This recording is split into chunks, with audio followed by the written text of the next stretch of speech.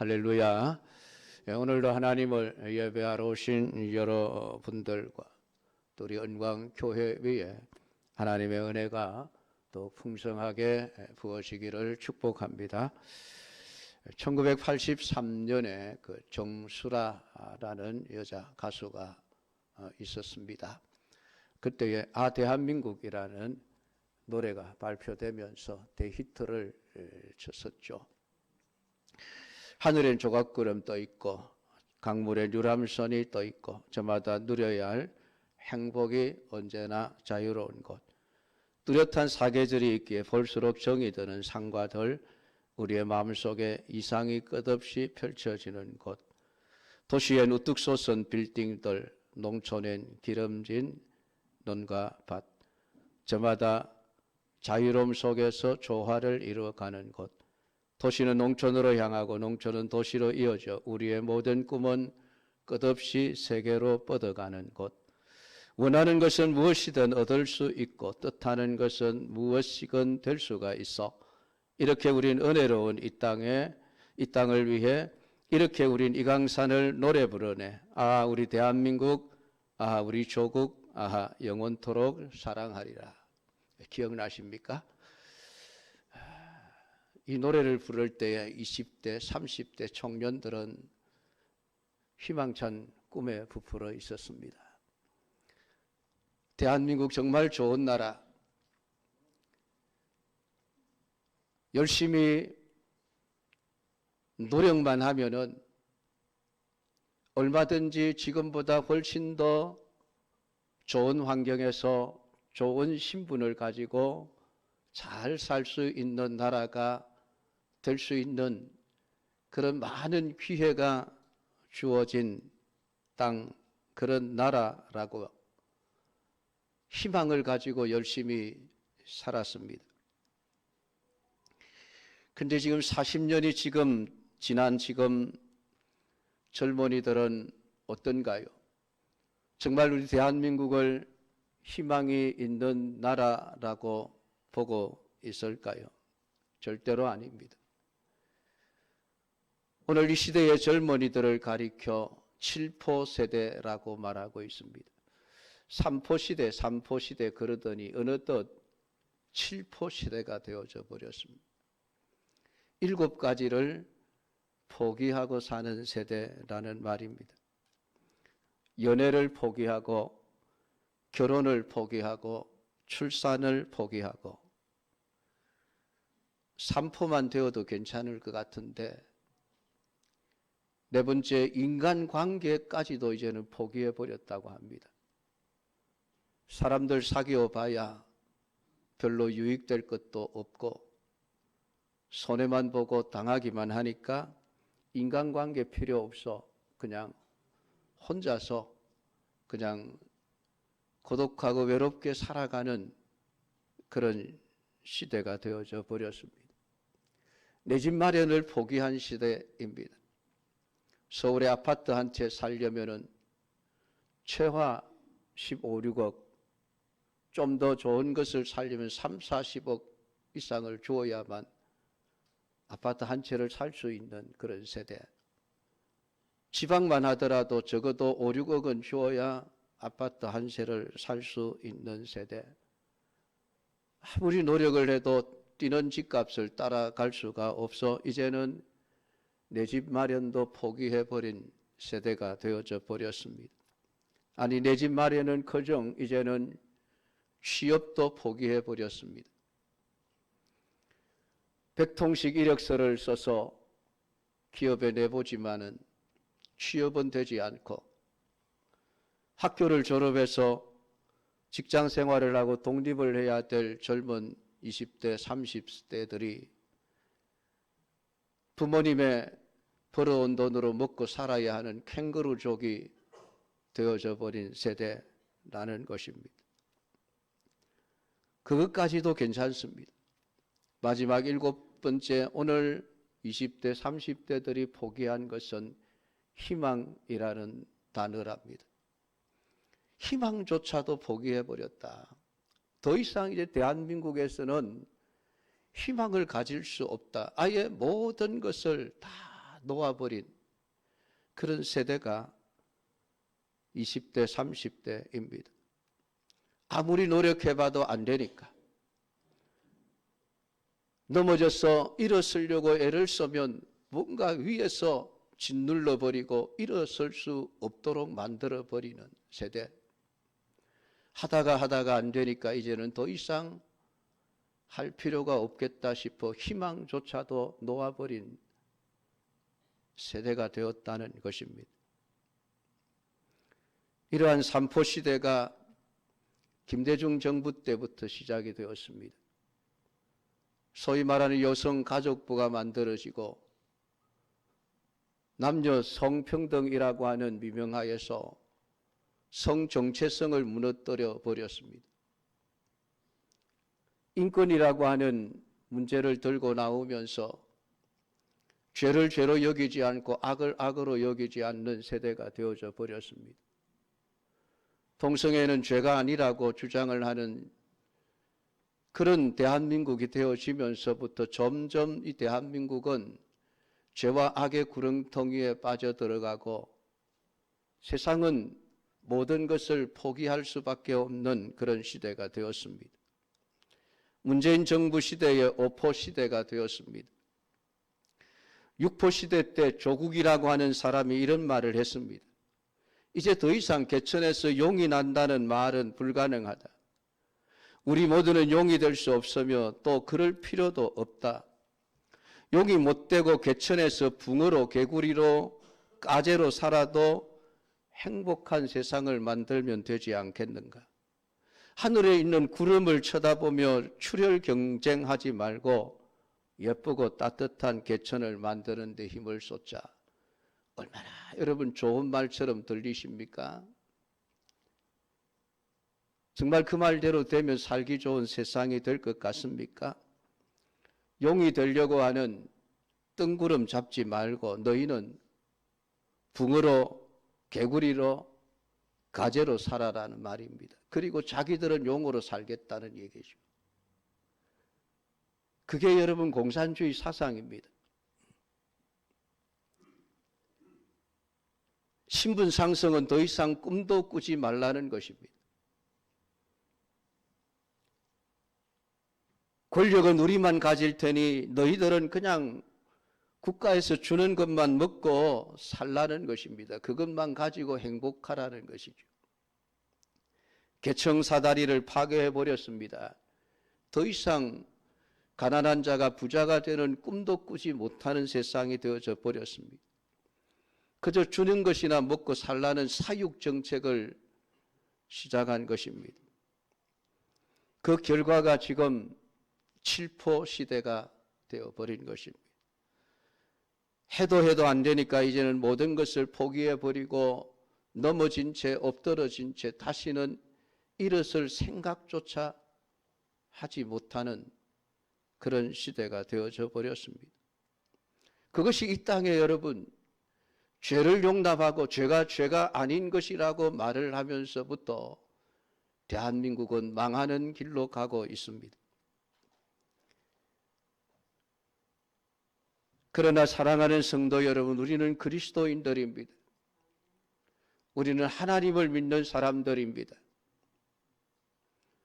우리에게 하나님이 계시는 한 우리는 절대로 포기해서는 안 되는 사람들입니다. 예수 믿는 사람들에게는 포기라는 단어는 있어서는 안 됩니다. 내가 7번 넘어질지라도 하나님은 8번째 날을 일으켜 세우실 수 있는 분이시라고 하는 믿음을 가지고 살아가시기를 주님의 이름으로 축복합니다. 중요한 것은 과연 하나님이 우리와 함께 계시는가 아닌가 하는 문제죠. 하나님이 안 계시면 우리도 7포, 8포, 중국은 10가지를 포기했다고 합니다. 중국의 젊은이들은. 10포 시대가 될 수도 있습니다. 그러나 하나님이 함께 계시면은 우리는 하나도 포기하지 않아도 되는 삶을 살아낼 수 있는 것입니다. 오늘 여러분에게 우리 은광교회 안에 하나님이 함께 계시는 임마누엘의 은혜와 복이 있기를 축복합니다. 우리나라 속담에 소 잃고 외양간 고치기라는 속담이 있습니다. 아마 잘 아실 것입니다.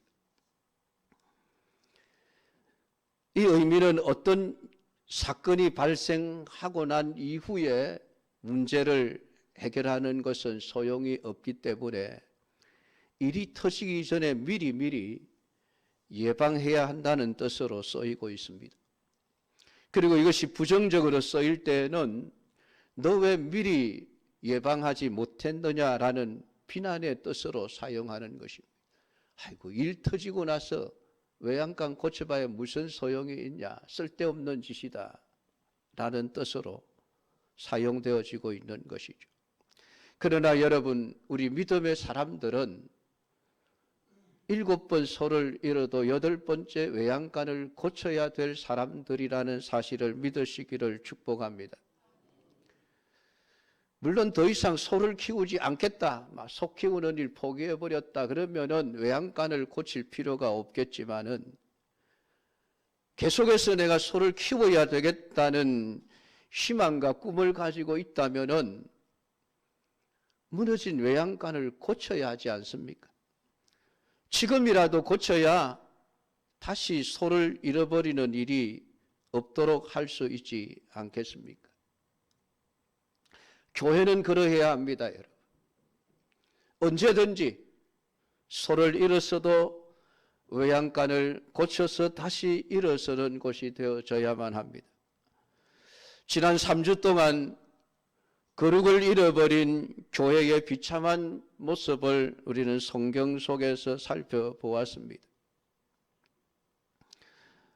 여리고성을 정복했던 이스라엘 백성들이 두 번째 조그마한 아이성 3,000명만 가도 충분히 이길 수 있겠다 계산되어진 그 아이성과의 전쟁에서 패배하고 도망쳐오는 무능한 이스라엘의 모습을 우리는 보았습니다. 하나님이 창조하셨던 그 아름답고 좋았던 세상을 하나님이 홍수로 심판하고 썰어버리시는 안타까운 모습을 보았습니다. 왜 그랬습니까? 하나님을 예배하고 거룩함을 지켜내고 세상에 영향력을 미치고 하나님 없이 살아가는 사람들에게 하나님이 살아계심을, 하나님을 믿고 사는 것이 인간다운 삶임을 가르쳐주고 세상을 변화시키는 소금과 빛이 되어야 할 하나님의 아들들이 거룩을 잃어버리고 세속화되어져 버렸기 때문입니다. 사람의 딸들의 아름다움을 보고 자기들이 원하는 삶을 살아내면서부터 세상은 하나님의 심판을 향해서 달려갈 수밖에 없었습니다. 거룩을 잃어버린 교회는 무능력해집니다. 거룩을 잃어버린 교회는 세상에 어떤 영향력도 끼칠 수 없습니다.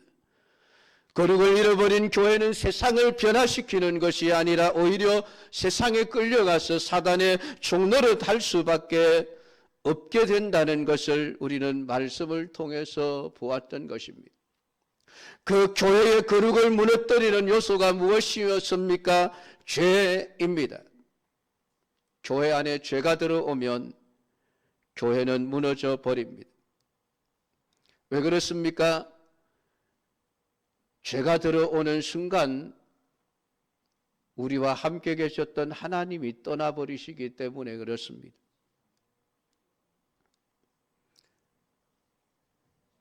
육체가 되어져 버린 하나님의 아들들을 보고 내 영이 영원히 그들과 함께하지 않겠다 선언해 버리셨습니다. 이스라엘이 왜 바벨론에 의해서 망했습니까? 에스겔서를 통해서 살펴보면 하나님이 성전을 버리고 떠나버리십니다. 이스라엘이라고 하는 나라에서 떠나버리십니다. 왜 그렇습니까? 이스라엘에 죄가 들어왔기 때문이었습니다. 성전 안에서 온갖 우상 숭배의 죄와 악을 행하면서 겉으로는 하나님께 제사를 드리고 하나님을 예배하는 일들을 멈추지 않았습니다. 겉보기에는 아무런 문제가 없는 것처럼 보였지만 속은 죄악으로 골마 터지고 있었습니다. 하나님은 그것을 아셨기에 아낌없이 성전을 버리셨던 것입니다. 이스라엘은 바벨론에 망할 수밖에 없었습니다. 거룩을 잃어버리면 교회는 무너집니다. 교회가 거룩을 잃어버리면 세상의 먹이가 될 수밖에 없습니다. 사단의 밥이 되고 마는 것입니다. 이스라엘 백성들은 아간의 그 죄 하나, 한 사람의 죄, 그 무슨 큰 문제가 됩니까? 라고 생각할 수 있을 정도의 아주 작고 사소한 죄 하나였지만은 그 죄가 들어왔을 때에 하나님은 이스라엘과 함께 하지 않으셨습니다. 하나님이 떠나버리셨다는 사실을 알지 못한 여호수아와 이스라엘의 군대는 아이성점이야, 우리 힘으로 얼마든지 이길 수 있을 것이라 생각을 하고 자신 있게 공격해 들어갔지만은 결국은 패배하여 도망쳐 나올 수밖에 없었습니다. 왜냐하면 하나님이 그들을 도와주시지 않았기 때문입니다. 그랬던 이스라엘 백성들이 지금 두 번째 아이성을 공격하고 대성을 거두고 아이성을 점령하고 난 이후에 오늘 우리가 읽었던 본문의 말씀과 같이 승리의 축제를 벌이고 있는 것입니다. 하나님 앞에 번제를 드리고 제단을 쌓고 거기에 제물을 드렸습니다. 화목 제물을 드렸습니다. 그리고 나서 온 이스라엘 백성들이 모여서 두 표로 나뉘어 한쪽은 그리심산에 한쪽은 에발산에 서서 제사장들이 낭독하고 있는 하나님의 말씀, 곧 신명기 28장의 말씀일 것입니다. 축복과 저주가 기록된 그 말씀을 이스라엘 백성들이 낭독하는 가운데 그것을 들으면서 온 이스라엘 백성들이 아멘, 아멘, 아멘 하고 있는 그 광경에 대한 기록이 오늘 우리가 읽은 성경의 본문입니다. 이들이 얻은 승리는 어디에서 왔을까요? 하나님이 그들과 함께 계셨기 때문입니다. 아간의 죄악으로 인하여 떠났던 그 하나님께서 지금 이스라엘 백성들과 함께하여 아이성과 싸우고 계셨기에 그들은 승리할 수 있었습니다. 왜 하나님은 이스라엘과 다시 합한 것일까요? 그것은 이스라엘이 죄를 제거해 버렸기 때문입니다. 첫 번째 전쟁에서 실패했던 여호수아는 하나님 앞에 왜입니까? 왜 우리가 망했습니까? 왜 우리가 넘어졌습니까? 왜 우리가 실패했습니까? 그 이유를 물었더니 아간이라고 하는 한 사람의 죄 때문이라고 하나님 말씀하셨습니다. 사실 아간이 지은 죄, 큰 죄라고 말할 수도 없습니다. 여리고성에서 승리하여 얻은 수많은 전리품에 비하면은 아간이 훔친 물건 세 발의 피 정도밖에 되지 않습니다. 돈으로 따져도 얼마 되지 않습니다. 사람들의 생각에 아이고 하나님 째째하게 뭐 그 정도 가지고 그렇게 따지시나 말할 수 있을 정도 작은 일입니다. 그러나 하나님은 그 작은 죄도 용납하실 수가 없었습니다. 왜냐하면 하나님은 거룩하신 분이기에 조그마한 죄라도 하나님과 동거할 수 없기에 하나님이 이스라엘을 떠나버리셨던 것입니다. 사랑하는 성도 여러분, 죄를 가볍게 여기지 마십시오. 큰 죄, 작은 죄도 따지지 마십시오. 죄는 하나님이 싫어하시고 하나님이 떠나버리게 만드는 이유가 되어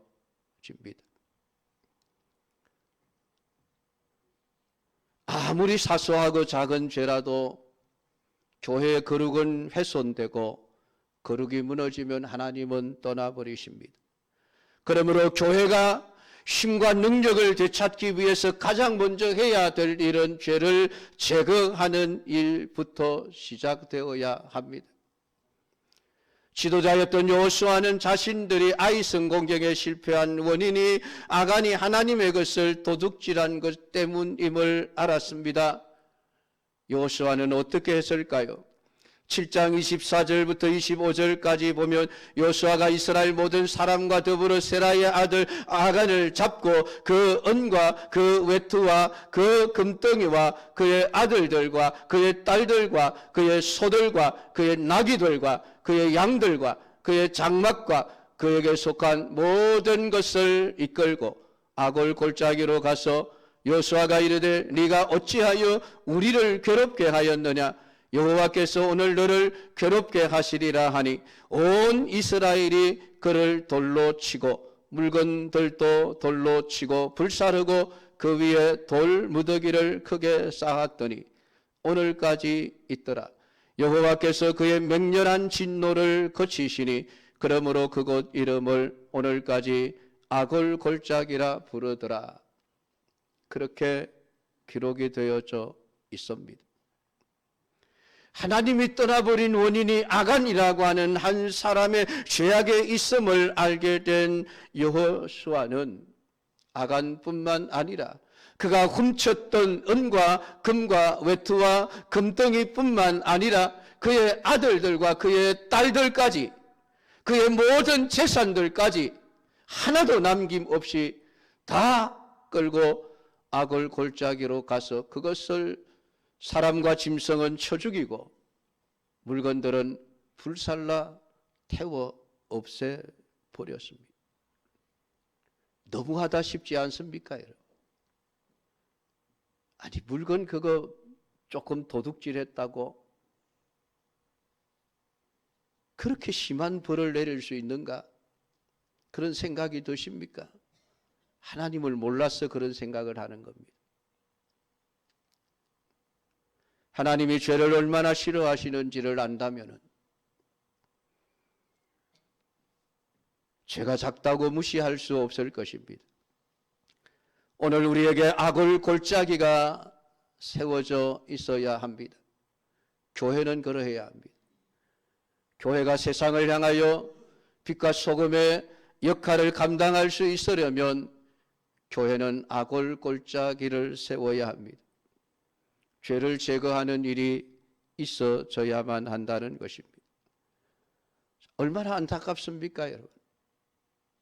조금 훔쳤지만은 아간은 훔친 것뿐만이 아니라 자신의 가족들 모든 재산들까지 다 잃어버렸습니다. 작은 욕심이 모든 것을 망쳐버렸던 것입니다. 사랑하는 성도 여러분, 여호수아와 이스라엘 백성들이라고 해서 아간을 돌로 치는 일이 쉬웠겠습니까? 즐거웠겠습니까? 돌로 치면서 기분이 좋았겠습니까? 여러분? 얼마나 가슴이 아팠겠습니까? 이런 일들이 일어나지 않았으면 좋았을 텐데 얼마 전까지 이웃이었던 사람, 친척이었던 사람, 친구였던 사람, 그럼에도 불구하고 그 아간과 그의 가족들과 그의 모든 것을 돌로 치고 불사를 수밖에 없었던 것은 그렇게 해야만 이스라엘 공동체 전체가 살기 때문에 그렇습니다. 앞으로 남아있는 가나안 땅의 정복이라고 하는 그 위대한 사명을 감당할 수 있기 위해서는 그 아프지만은 안타깝지만은 아간의 죄를 제거해야만 했기 때문에 그렇습니다. 그래야 교회가 거룩을 회복할 수 있기 때문이었습니다. 죄를 덮어둔 채로는 절대로 거룩을 회복하지 못합니다. 지금 우리 한국교회가 이 세상 가운데서 무능한 존재가 된 이유가 무엇입니까, 여러분? 왜 소금과 빛의 역할을 감당하지 못하는 것입니까? 죄를 용납하기 때문입니다. 죄를 제거하지 않고 그냥 덮어버리기 때문입니다. 사랑이라는 명목으로, 아니 헌금을 많이 한다는 이유 때문에 치리해도 다른 교회로 간다? 치리하면 사람들이 싫어하고 교회를 떠나니까 죄에 대해서 눈을 감아버리고 모른 채 해버리기 때문에. 그러니까 성도들은 죄를 지어도 회개할 줄 모릅니다. 당연한 것으로 죄를 지어도 그냥 덮어줄 것이라고 생각을 하는 것입니다.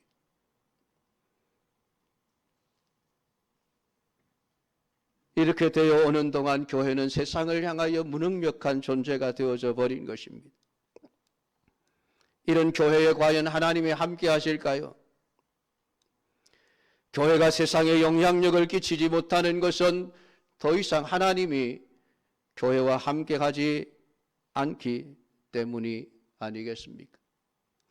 그러므로 교회가 힘을 얻으려면, 교회가 능력이 있으려면 교회는 무엇보다도 교회 안에 들어와 있는 죄를 하나도 남김없이 제거하는 일을 해야만 합니다. 그 일이 아프고 힘들어도 반드시 해야만 합니다. 그래야 교회가 살 수 있고 하나님이 다시 교회에 돌아오시기 때문에 그렇습니다. 두 번째, 교회가 거룩을 회복하기 위해서 해야 될 것은 말씀에 대한 철저한 순종입니다. 교회의 거룩은 말씀에 대하여 얼마만큼 순종하느냐에 달려 있습니다. 아간이 왜 죄를 지었습니까? 말씀에 순종하지 않았기 때문에 그렇습니다. 여리고성의 모든 전리품은 내 것이다, 내게로 돌려라, 사람이 취해서는 안 된다, 하나님이 말씀하셨지만은 오늘 아간은 하나님의 말씀에 순종하지 않았습니다.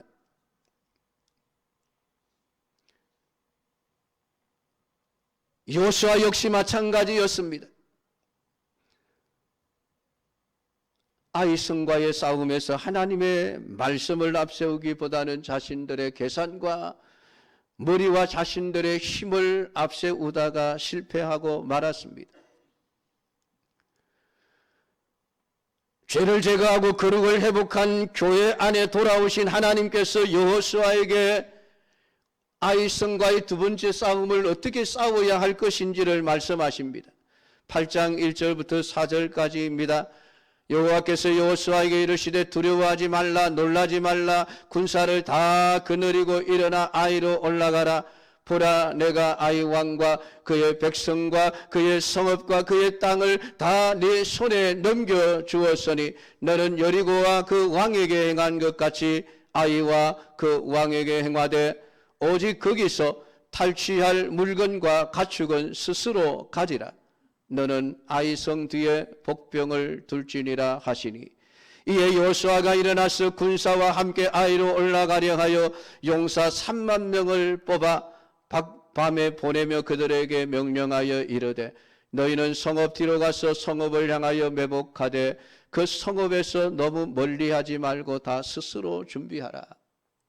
여호수아가 한 일은 하나님의 명령에 순종하여 그 말씀대로 온전히 행하는 것이었습니다.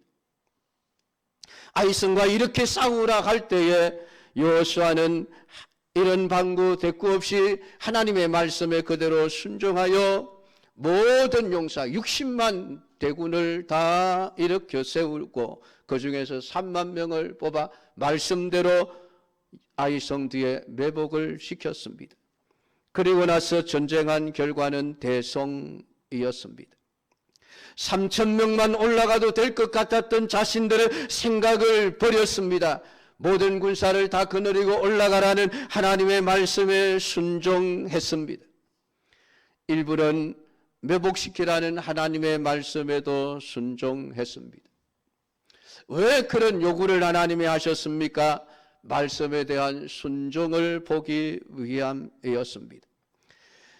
말씀에 불순종했던 이스라엘 백성들에게 이제는 하나님의 말씀에 철저한 순종을 요구하고 있습니다. 오늘 교회가 거룩을 회복하기 위해서는 하나님의 말씀에 대한 철저한 순종이 필요합니다.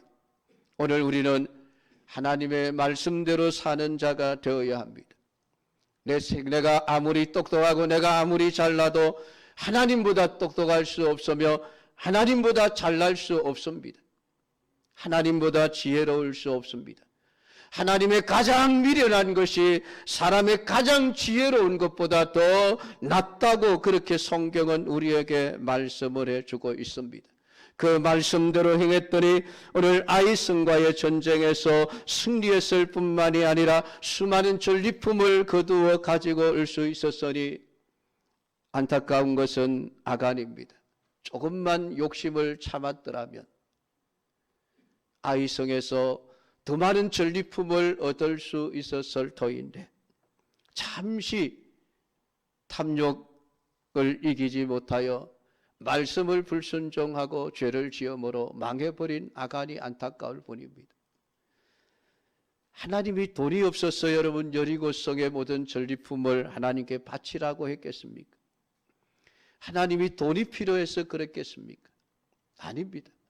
이스라엘의 모든 장라 처음 난 것은 하나님의 것이라는 사실을 분명하게 가르쳐 주기 위해서였습니다. 그래서 아이성부터 시작을 해서 이후에 모든 전쟁에서 얻은 전리품들은 이스라엘 백성들이 다 나누어 가지도록 하셨습니다.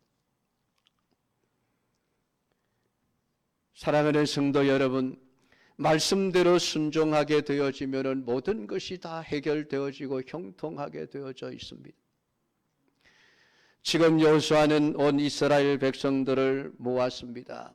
하나님 앞에 번제와 화목제를 드릴 뿐만이 아니라 백성들 앞에서 하나님의 말씀을 낭독합니다. 이 말씀을 왜 낭독하겠습니까? 우리 말씀대로 살아야 합니다. 하나님 말씀을 지켜내어야 합니다. 라는 것을 선언하고 있는 것입니다. 지금 그들은 신명기 28장의 축복과 저주하는 모든 말씀을 낭독하고 있으니 신명기 28장 1절부터 14절까지 축복의 말씀입니다. 여러분들이 좋아하는 말씀이죠.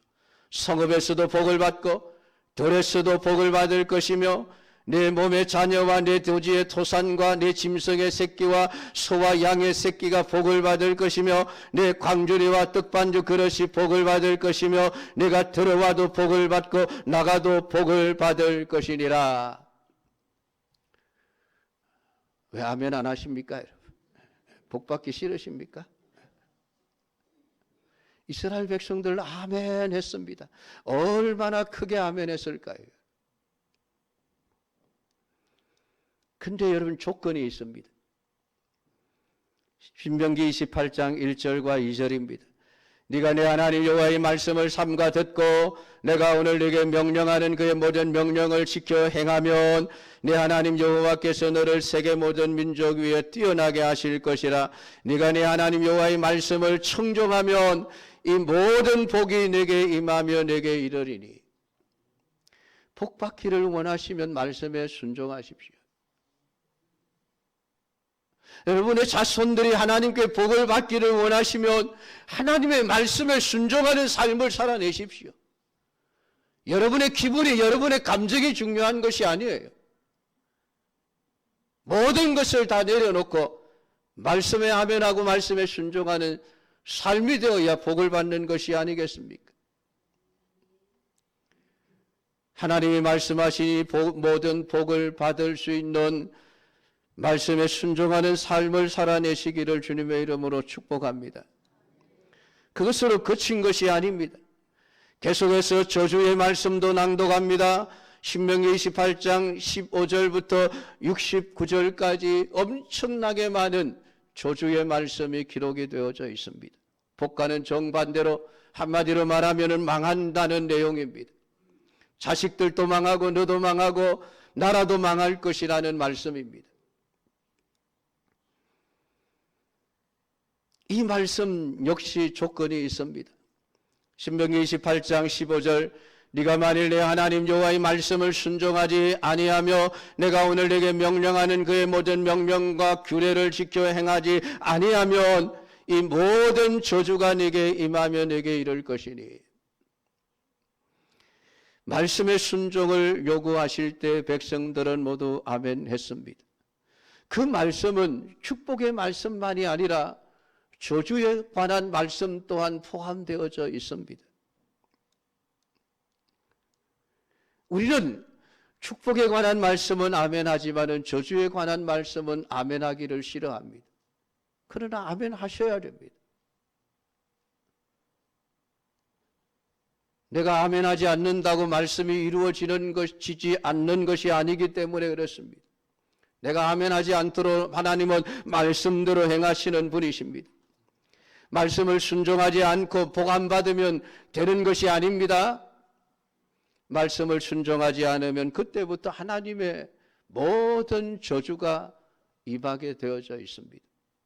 얼마나 무서운 말씀입니까? 사랑하는 성도 여러분, 지금 여호수아는 이스라엘 백성들을 모아놓고 이 말씀을 낭독하고 아멘하는 이유가 무엇입니까? 말씀대로 살지 않았더니 우리가 실패하지 않았습니까? 말씀에 순종하지 않았더니 오늘 우리가 망하지 않았습니까? 우리가 넘어졌지 않습니까? 우리의 경험을 통해서 우리가 분명하게 깨달았으니 다시는 그런 실패하고 넘어지는 일이 없도록 하나님의 말씀에 순종하여 하나님이 우리를 떠나시지 아니하시고 우리와 함께 하시면서 늘 우리를 이기게 하시는 승리의 삶을, 복 있는 삶을 살아낼 수 있도록 해야 하지 않겠습니까? 여호수아는 이스라엘 백성들에게 그것을 말하고 있습니다. 그래서 그는 낭독하지 아니한 말이 하나도 없었더라라고 기록을 하고 있습니다. 오늘 하나님의 말씀을 순종하는 것이 교회의 힘과 능력이요 우리의 복이라고 하는 것을 온전히 믿게 되기를 주님의 이름으로 축복합니다. 그리하여 넘어진 자리에서 하나님이 우리를 다시금 일으켜 7% 세대가 아니라 오늘 우리는 모든 넘어진 자리에서도 8번째 일어날 수 있는, 포기할 줄 모르는 온전한 믿음의 삶을 살아내는 성도들이 다 되기를 주님의 이름으로 축복합니다. 기도하겠습니다. 하나님 아버지, 오늘도 우리에게 주신 말씀을 묵상하면서 오늘 우리가 어떻게 살아야 할 것인가를 생각해 봅니다. 하나님, 죄 때문에 실패했던 이스라엘 백성들, 하나님 말씀을 우습게 여기고 자기 생각과 자기의 뜻과 자기의 계획들대로 행했으나 실패했었던 이스라엘이 결국은 이유를 알고 죄를 제거하고 하나님 말씀에 온전히 순종함으로 승리를 얻게 되어지고 교회가 다시 힘을 얻고 능력을 회복하게 되어진, 거룩을 회복한 교회의 승리의 모습을 우리가 보았습니다. 하나님, 우리 은광교회가 그러하기를 원합니다. 우리 은광교회에 속한 모든 성도들이 그러하기를 원합니다.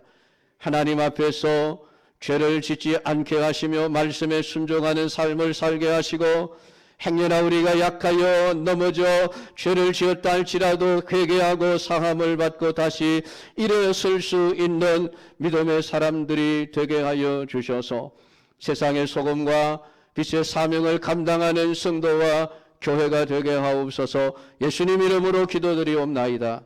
아멘.